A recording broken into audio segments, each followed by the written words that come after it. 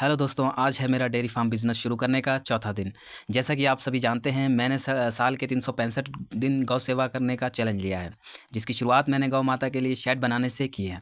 आज सुबह ही धूप अच्छी खिली थी, लेकिन पिछले कल काम ज़्यादा हो गया था, जिसकी वजह से सभी वर्कर्स थक गए थे।